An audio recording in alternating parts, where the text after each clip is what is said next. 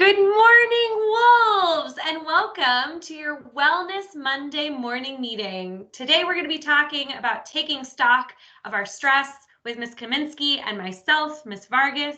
But before we do that, we are going to do a couple of announcements. So our makeups for the best universal screener, you guys have two options. On your own, you can check your email for the information to complete the best, or on the 16th, you can make up during lunch or advisory on Teams. Thanks, Ms. K.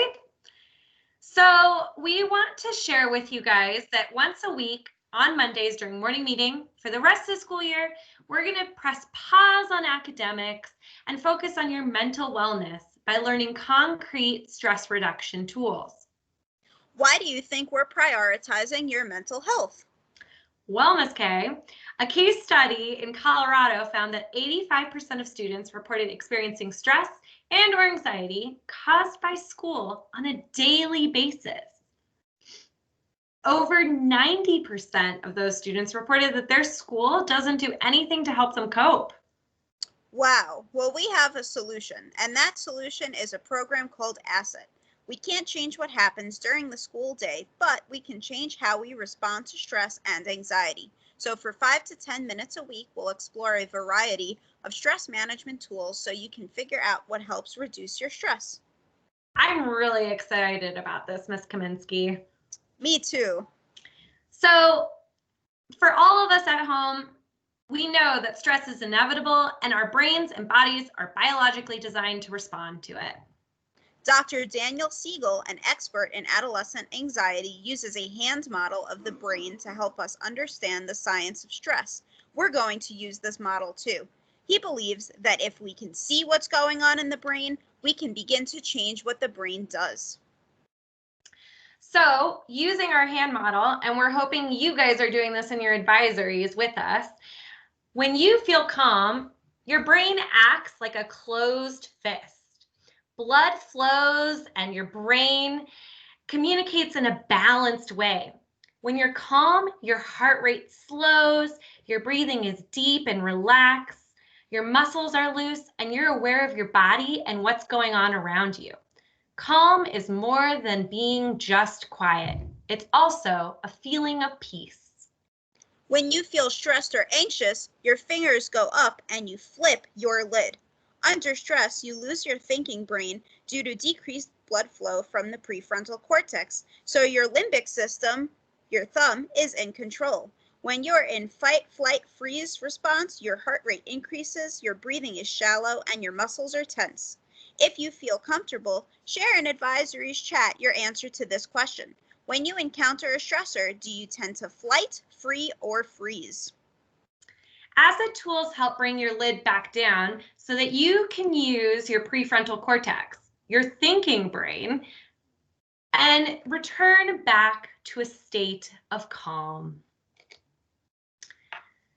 So even though everyone's brains are wired for the biological stress response, our bodies all respond to stress differently. It's important to know how your body responds to stress so you can do something about it. On this slide, you'll find a list of common body responses to stress. Ms. K, are there some of the body responses on here that you experience when you're stressed? Definitely, Miss Vargas. I get those sweaty palms and cold hands, and my stomach tends to hurt when I'm stressed. How about you? Oh, that sounds terrible. For me, my body temperature completely changes and I start to get really hot and my skin turns really red. Students, give yourself a moment to take stock of how you typically respond to stress. Feel free to write this down on your computer, phone, or a piece of paper. Now that we are aware of how our bodies respond to stress, we will begin to explore the stressors that activate those responses. We need to be able to name our stress in order to tame our stress. This will take time, and we'll continue exploring our stressors throughout the year. Let's begin now by focusing on your school-based stressors. On your own, take a moment to identify your academic stressors by thinking of those that apply to you. If you want, you can write these down on your phone, computer, or a piece of paper.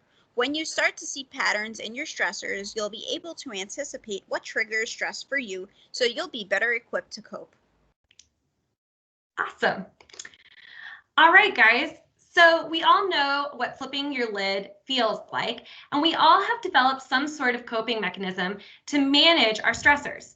In your advisory chat box, share one of your favorite stress management strategies that helps you either return to a place of calm after you flipped your lid, or is just simply one of your favorite stress management strategies. Ms. K, do you have one of those?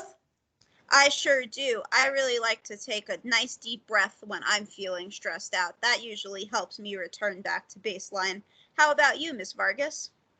When my lid is flipped, I usually need to take a 5 to 10 minute break to step away from whatever's causing me stress so I can take some time to re-regulate my brain. What a great strategy. Oh, thank you. I really appreciate that. So now that we've named your stress, once a week, we're going to learn how to tame your stress.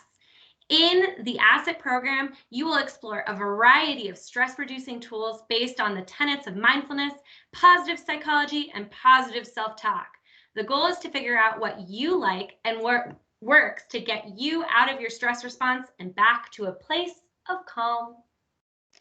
And remember, stress is not what happens to us. It's our response to what happens, and response is something that we can choose. We hope that you have an excellent start to your week, and we can't wait to see you next Monday. Thank you all.